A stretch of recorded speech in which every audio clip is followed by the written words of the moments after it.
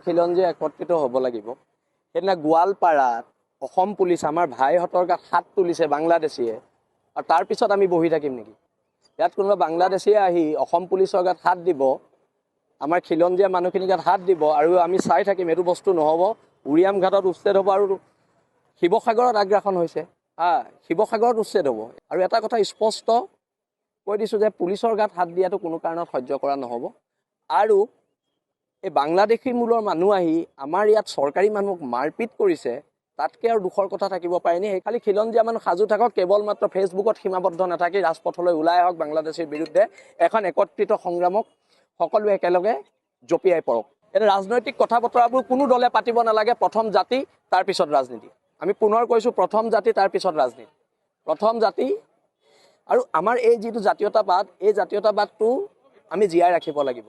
আমি শৌৰ্য বীৰ্যৰে এটা মহিয়ান জাতি, আমি মাৰ খাই থকা জাতি নহয়, সেইটো একদম স্পষ্ট কথা। কিন্তু নিশ্চয় এতিয়া শিৱসাগৰ চিন্তামণি ঘৰত বাংলাদেশী, মই এইকেইদিনতে চিন্তামণি ঘৰ গৈ তাৰ পৰা ফেচবুক লাইভ দিম, আপোনালোকে চাব। যদি ড্ৰোন লৈও ভিডিঅ' পঠিয়াব লাগে অসম চৰকাৰলৈ, সাংবাদিকলৈ, নিশ্চয়কৈ আমি পঠিয়াম। কিন্তু চিন্তামণি ঘৰত ক'ৰ পৰা বাংলাদেশী সোমালে?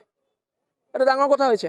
আৰু এইবিলাক কথাৰ পতা নচলিব। আৰু এতিয়া এখন জাতিৰ ৰক্ষাৰ সংগ্ৰাম, ৰাজনীতিৰ ঊৰ্ধত গৈ কাম কৰিব লাগিব। বিজেপি, কংগ্ৰেছ সকলোৱে ৰাজনীতিৰ ঊৰ্ধত গৈ কৰিব লাগিব, কাৰণ প্ৰথম অসম নামৰ মাজনী, তাৰপিছত ৰাজনৈতিক কথা বতৰাবোৰ আহিব। খিলঞ্জীয়া একত্ৰিত হ'ব লাগিব।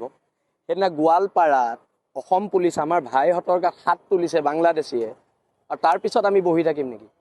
ইয়াত কোনোবা বাংলাদেশীয়ে আহি অসম পুলিচৰ গাত হাত দিব, আমাৰ খিলঞ্জীয়া মানুহখিনিৰ গাত হাত দিব, আৰু আমি চাই থাকিম? এইটো বস্তু নহ'ব। উৰিয়াম ঘাটত উচ্ছেদ হ'ব, আৰু শিৱসাগৰত আগ্ৰাসন হৈছে। শিৱসাগৰত উচ্ছেদ হ'ব। আৰু এটা কথা স্পষ্ট কৈ দিছোঁ যে পুলিচৰ গাত হাত দিয়াটো কোনো কাৰণত সহ্য কৰা নহ'ব।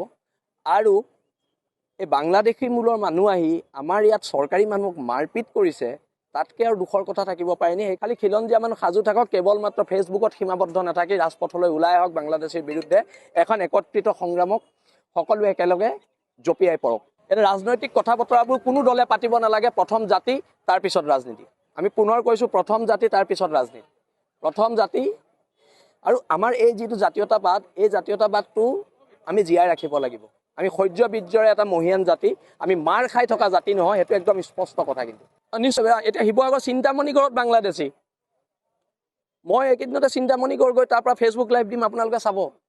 যদি ড্ৰোন লৈও ভিডিঅ' পঠিয়াব লাগে অসম চৰকাৰলৈ, সাংবাদিকলৈ, নিশ্চয়কৈ আমি পঠিয়াম।